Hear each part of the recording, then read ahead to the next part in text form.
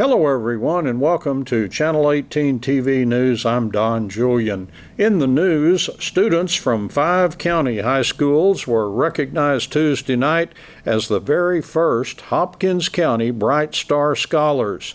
Honorees included Acacia Smith, Cumbie ISD, Faith Wheeler and Amy Sprague, Hopkins County ISD, Nathan Valenzuela, Saltillo ISD, Casey Bass, Sulphur Bluff ISD, and Jennifer Lopez Cervantes, Maddie Millsap, Madeline Ray, Rhett Reed, and Landry Tyson, Sulphur Springs ISD. Each of the 10 students were awarded a $4,000 per semester scholarship from the John and Deborah Gillis Foundation, renewable for up to 8 semesters to pay for college up to a total of $32,000. Any Bright Star scholar who graduates college in less than 4 years can continue to apply the rest of their award, $4,000 per semester, through the full 4th year or 8 semesters toward graduate school if they choose to pursue a master's degree or higher. Here's a question for you. How well do you know the 6 candidates on the May 4th Sulphur Springs City Council ballot? Have something that you'd like to ask them? An open City Council forum is being hosted from 6 p.m. until 8 p.m. next Tuesday, April 23rd, at the Rock of First Baptist Church by the Hopkins County Republican Club. While community members are encouraged to ask questions, President of the local Republican Club, Melanie Findley, said those questions should be submitted in advance either by texting them to 903-348-0648 or by emailing them to hopkinsrepublicans@yahoo.com, or by bringing them April 23rd written down to submit for consideration during the forum. Each candidate will be able to briefly introduce themselves, stating what they want people to know about them. Candidates for Place 1 are incumbent Freddie Taylor and challenger Rico Alexander. For Place 5, incumbent Emily Glass and challenger Jeff Sanderson. And in Place 6, appointed incumbent Doug Moore and challenger Landon Thornton.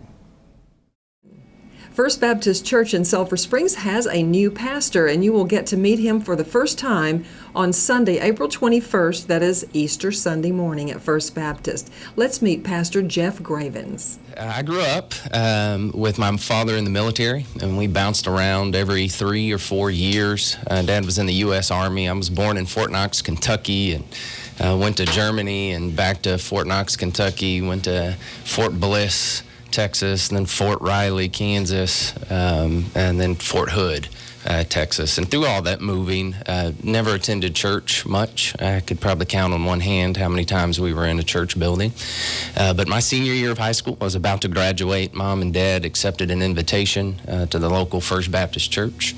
And I walked in, and I have fancy preacher language for it now. I wouldn't have been able to express it this way then, but when I walked into that church building, I realized those people were singing to a God I did not know, and were speaking of a salvation that I did not possess. And just latched on to those group of people. They loved me. They showed me the love of Christ. And just a few months later, I gave my life to Jesus and was baptized.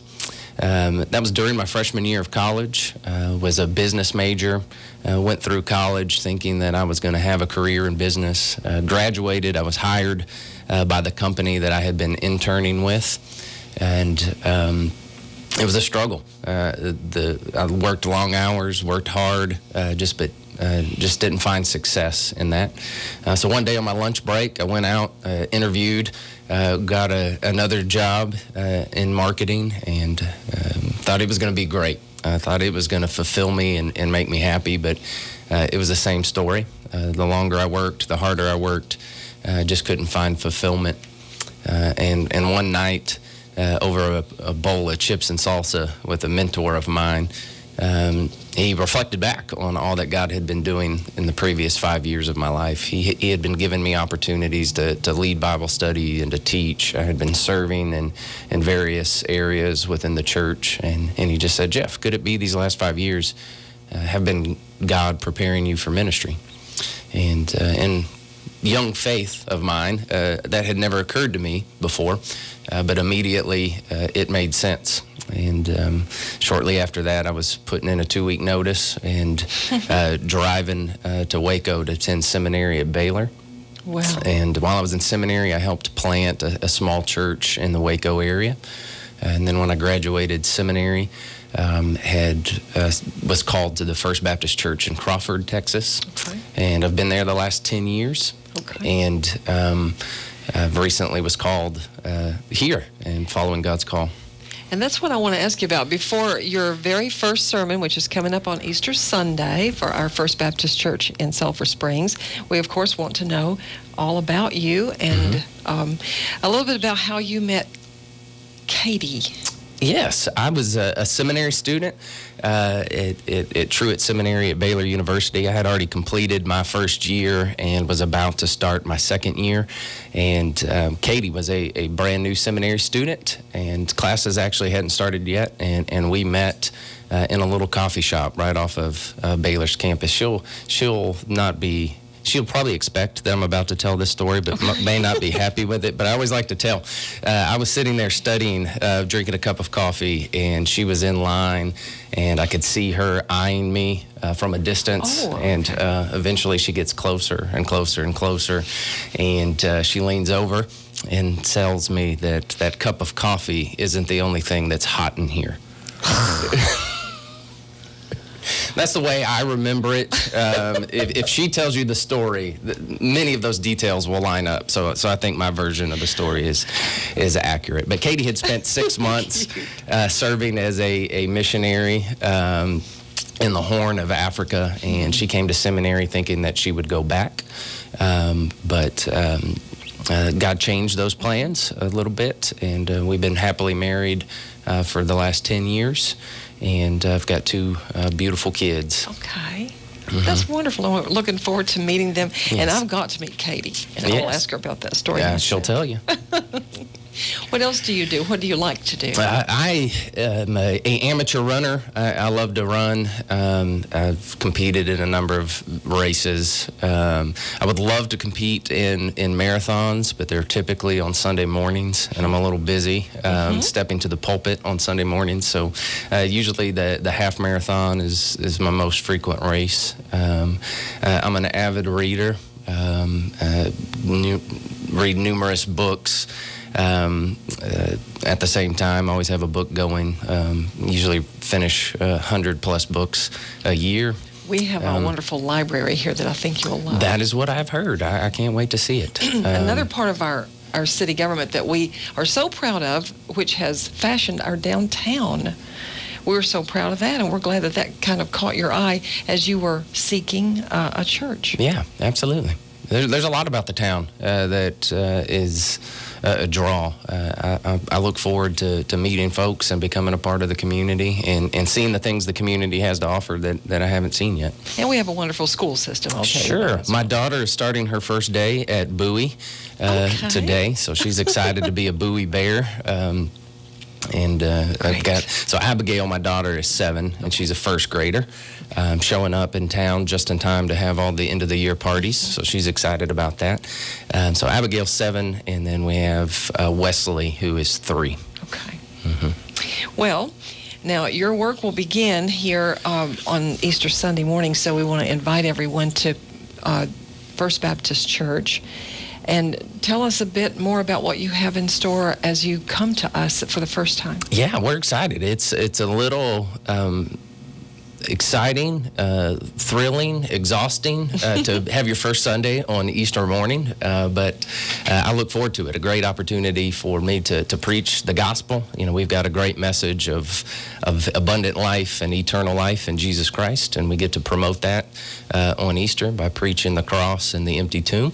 And can't think of a better way to start ministry here in Sulphur Springs. And we'll do that Easter morning at 8:30. We'll have both a classic service and a contemporary service, and then Bible study at 9:45, and then at 11 we'll have the contemporary service and the classic service again. So you could show up at 8:30 or 11 for worship and attend either the classic service or the contemporary service at 8:30 and 11. Okay. And many families do come to church on Easter Sunday that, may not be as regular as they would like to be throughout the rest of the time. And I know they'll be anxious to meet you, and likewise you'll be anxious to meet them. Yeah, absolutely. And I encourage everybody, if you're there and you see me walking in the hallway, or if you see me drinking a cup of coffee, please come introduce yourself. I cannot guarantee you that I will remember your name just quite yet, but tell it to me a couple of times. Tell me a story. If you give me a little bit of information, share a story, share a bit of your life with me, I've got a better shot at remembering the name. But please, I'd love to see everybody there on Sunday morning to celebrate our risen Savior and have an opportunity to meet as many people as possible.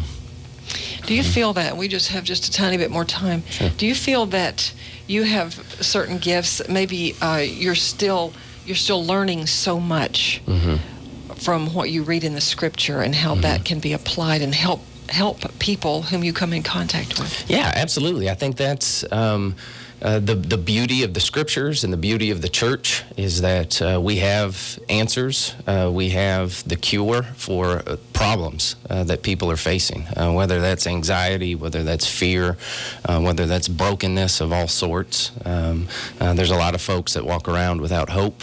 And the Scriptures provide answers to that. There is life in Jesus Christ. There is hope in Jesus Christ. And the Scriptures provide us a foundation to build our life upon. We can search after the things of the world. And just much like my own story, when we're searching after the things of the world, they never satisfy. They always leave us unfulfilled. We can keep searching and keep searching. We can think we grab a hold of things, but when we grab a hold of them, they don't last. The things of this world rust, rot, and break down. But the things of God are eternal, and they last forever. So the church stands upon that foundation, and we preach the Scriptures, and we preach life in Jesus Christ. And no matter who we are, no matter what we're facing, those are the things that we truly need. We may want other things, but it's the things of God that we truly need. And I'm unashamed of preaching that message and offering that to people. We have hope in Jesus Christ, and I want everybody to live in that hope and to experience it. Well, that emanates from you as we talk this morning. I'm thrilled to have met you. Come to First Baptist Church on Sunday, April 21st, at any of the service times that you just mentioned, as you would choose, and meet Pastor Jeff Gravens, brand new to First Baptist Church, Sulphur Springs. Yeah, we'd love to have you. 8:30 or 11, we'll find a spot for you. And we'll promise we'll scooch in. We want as many folks there as possible, 8:30 and 11. We'll look forward to a long friendship here. Well, thank you so much for having me. In sports, Wildcats senior basketball player Keyston Willis made it official Wednesday on National Signing Day for basketball players as he signed a letter of intent to play college basketball at the University of the Incarnate Word in San Antonio. Willis is the son of Leanne Willis and Lonnie Gusters, and I talked with him Wednesday morning. Well, they've always kind of recruited me since about 8th grade, and then we kind of fell off, and then they just picked me back up when senior year started. What do you think about their program and everything? They seem to be kind of wanting to go big time in all sports. Yes, sir. I know their football team is great. They won the conference. The basketball team, they're really young, so and they need a scorer. So I think me coming down there will help them a lot. How special was it to go to the state down in San Antonio and know that that was going to be your city coming up? That's amazing, because that's everybody's dream in high school to make it to state and win state. Unfortunately, we didn't, but then to just explore San Antonio, that's going to be my home for the next 4 years, was just even better. As you visited, the campus pretty and everything there, and San Antonio is a great city, right? Yes, sir, very pretty. And what are their plans for you? The shooting guard maybe for you? Yes, sir. I'll probably play combo, play a little bit of point guard and shooting guard. That's kind of right out of high school, right? That's yes, sir. Your gig there too. Mm-hmm. What do you feel like you really need to work on to at that next level? Every time you jump up a level, it gets a lot harder. I'd say first, like getting used to the speed, like speeding my game up because it's a different level, and then I'd say my playmaking, being able to make plays for everybody else on the team. And how did you feel like your year went? Of course, you had that injury, and how is that injury? Is everything good with that now? Or? Yes, sir. It's actually healed all the way. Really? Yes, sir. On its own? Yes, sir. On its own. Surgery? Without surgery. All right. Yeah, because I couldn't see any impact in your playoffs. Mm-hmm. Now, you may have been masking some pain or something, but I couldn't see a thing that looked like was slowing you down. No, sir. I just tried to put it behind me. Once my adrenaline starts going, I really couldn't feel it. What do you hope to study in college? I'm thinking about doing kinesiology. Oh, okay. Do you know what you want to do with that, or? I'm really not sure. I'm sure I'll figure it out once I get down there. Yeah. X was talking about prowling the sideline and being a coach. Yeah. What kind of year? I guess it was kind of a storybook year. It just kind of ended too soon, right? Yes, sir. All right. Well, we're very proud of you, and best of luck in San Antonio. We'll be watching you. Thank you. Appreciate it. Wildcats senior basketball player Xavier Cork signed a letter of intent Wednesday to become a catamount at Western Carolina. Cork is the son of the late Kevin Cork and Rashima Wright, and I talked with Xavier Cork. They came during the first playoff game against Tyler Lee, and they watched me and they said they liked the way that I play, how I just crash the boards hard and box everybody out and just play so hard up and down the court, run the floor. Have you visited there, I guess? Yes, sir. I visited. What was your thoughts on that place? It's a very pretty. It's a lot of trees and a lot of flowers and stuff, and it's like mountains and stuff. It's very pretty down there. Nice weather. North Carolina or South Carolina? North Carolina. Where is it in North Carolina? It's a town called Colowee. Oh, okay. And it just felt like home, huh? Mm-hmm. What are their plans for you? Are you going to be a center or power forward, or what are they thinking? It's kind of in between that right now. They have a big who's a senior, who was an all-conference player last year, so I may be playing the 4 for them or the 5. It just depends on what happens. How valuable was you to work with Victor and Gigi for a couple of years, to go against those guys in practice every day? That helped you, I guess. Yes, most definitely. Those were very, very good players, and I just kind of learned from them and just got better as they just to continue to do what they did, and it gave me a lot of experience as a player. Yeah. Coach said you last summer just kind of made a commitment that you wanted to really up your game and to make really something out of it for this moment to happen here. Yes, sir. During the summer, I realized that this is what I really wanted to do, so I just put extra time into it so I can get better and come to this moment for D1 offer. All right. What do you feel like you really need to work on to get to that next level now and keep playing there? Mainly jump shooting. When you're at the next level, you have to be able to shoot the ball. Everybody's all versatile. Everybody can do everything, so you have to be able to shoot the ball, handle the ball, so I need to get better at those things. You kind of developed that three-point shot where you were beginning to hit it at the end of the season. That felt good, I'm sure. Yes, sir. I worked very hard on that all season, so I was definitely happy to be able to knock those down. Special deal going to state for this team? Yes, most definitely. We haven't went to state in a long time, so it was a very big deal. Yeah, gave a lot of fire to the community here at SS, so it was good. What are you going to study in college? Kinesiology. Want to become a coach further down the line. Wildcats basketball coach Clark Cipolletta talked about Willis and Cork. It's a wonderful day, for the kids, for the community, for the program, for me to. I can still remember when they were scrawny little 8th graders. They came to me with the dream of wanting to, play college basketball, and they work relentlessly at their craft into doing so. So just to see that opportunity come to life is a special day for us. So hard work pays off in this case. It does. And these are guys who've sacrificed a lot of their free time, and just to reach something greater than themselves. And like I said, I couldn't be more happy for 2 young men than these 2. Yeah, I remember Cork as a freshman, watching him play basketball and just not knowing if he would really ever amount to too much, but man, did he develop.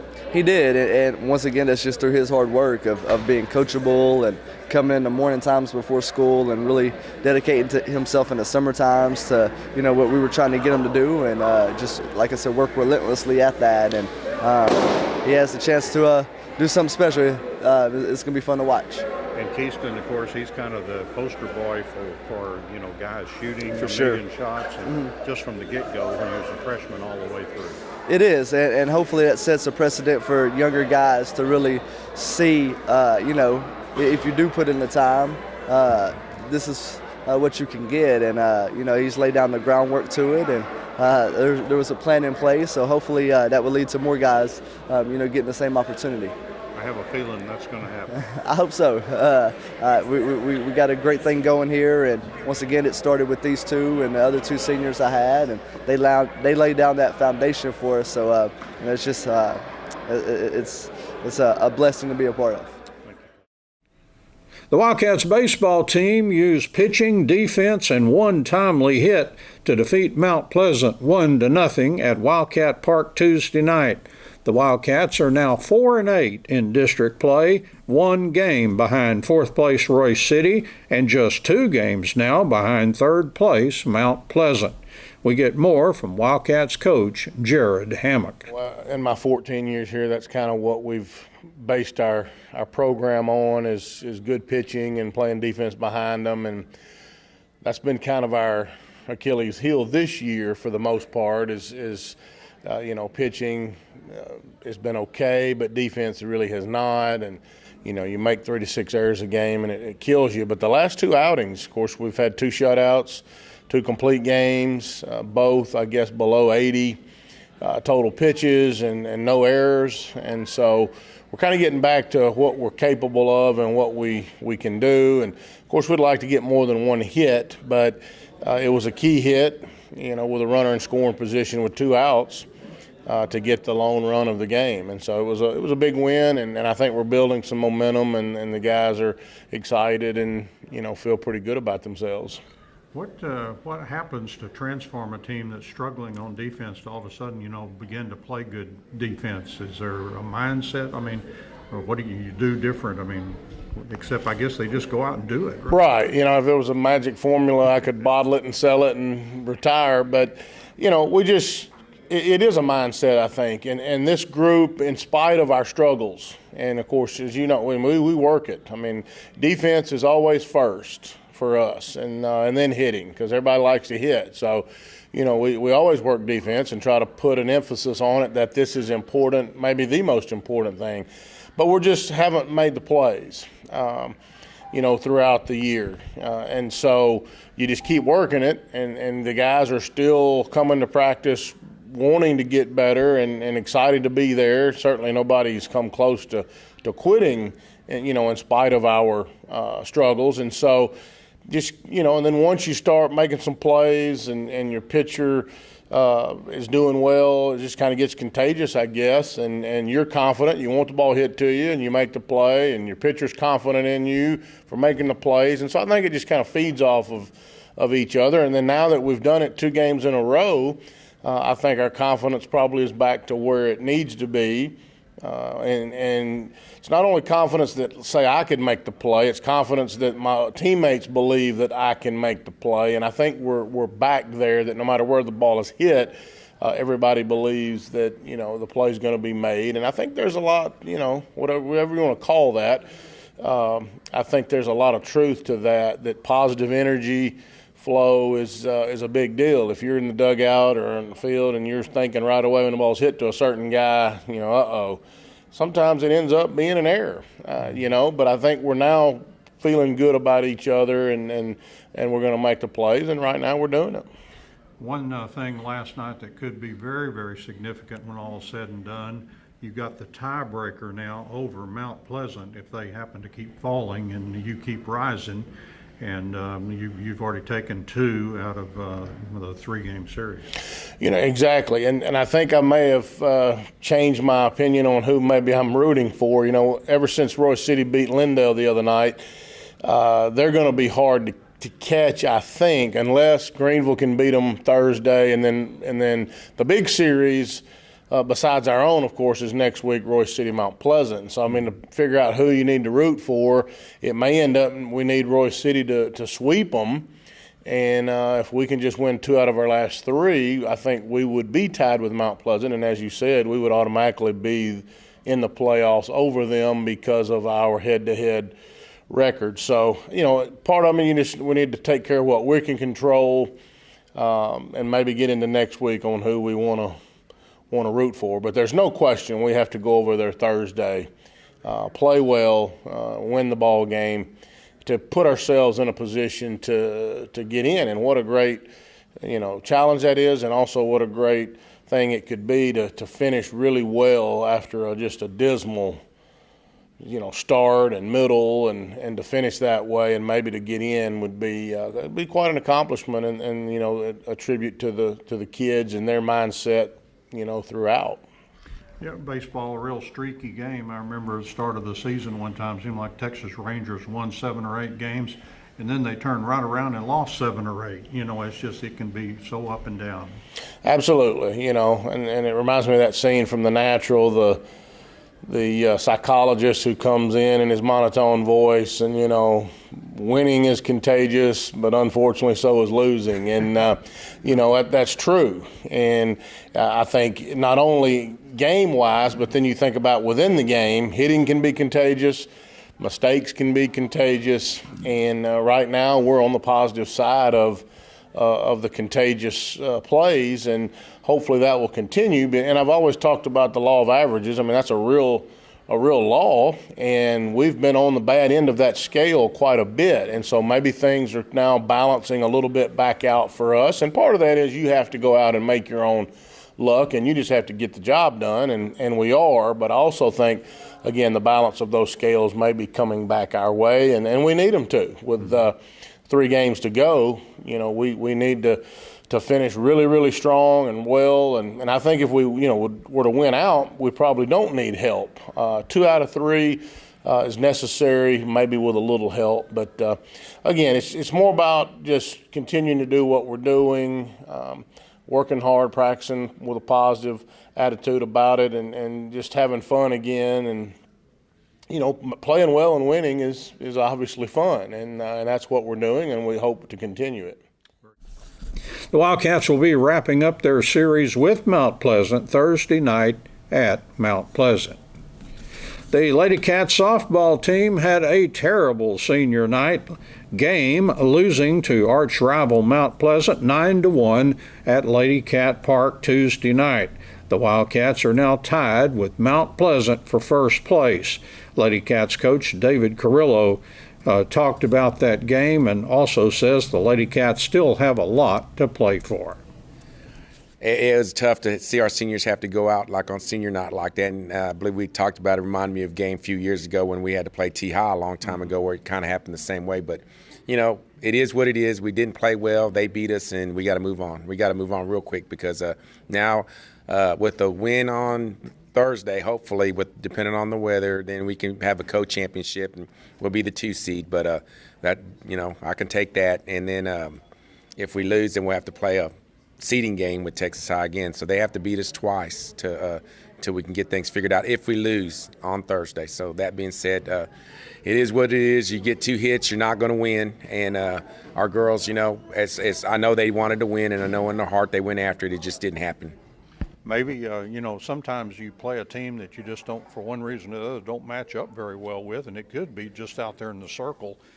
She's just been kind of hot. We've handled her before, but she's had our number this year. Yes, I mean, when you go only get 5 hits in 14 innings, there's we're just not hitting her well. So no excuses. She's better than us right now, and she's owning our offense. So that being said, and it's just the truth. We just got to do better. We got to find a way to adjust. We got to find a way to put the ball in play, which we weren't able to do this last 2 games that we had with them.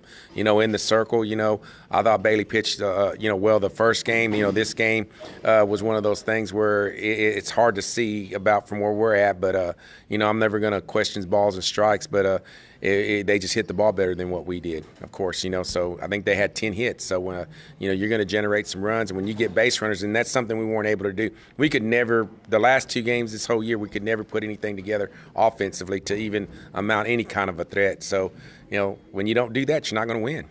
If that had been a playoff game, we'd be talking about the end of the season and looking forward to next year and all that. The good thing is now you do still have that, carrot out there instead of a stick. And, it's, hey, we can be co-champs. We just need to take care of business against Texas High. That's something to play for. Yeah, I mean, we just got to put our focus into the next game. And, I was telling them last night, this is by means no death sentence. We just got to go play. And we didn't play well last night. So hopefully we can put it back together and get back on the horse and go, because, in the ultimate scheme of things, you want to get in and then you see where you're at in the bracket and then you just go from there because it's a totally new season. It's a different way of how you coach and do things. And, our girls have been there before, and it's just a series or whatever. The playoffs are different. And I think our kids having the experience that they have is going to help them. We just need to figure out a way to do some things a little bit different, I guess, when we get in trouble like that to generate some kind of offense. And, I have some ideas up my sleeve that we're going to go ahead and try to do just in case that happens again. And, I really felt good going into it. I thought we were hitting the ball well going into it. It just didn't happen last night. And, again, it's a game, and those are the things that you have to deal with sometimes as a coach, and you just go on. You got to try to find a way to make your team better. The Lady Cats will be playing at Texas High to close out district play on Thursday night. And that's Channel 18 TV News. I'm Don Julian. Thank you for watching, and so long, everyone.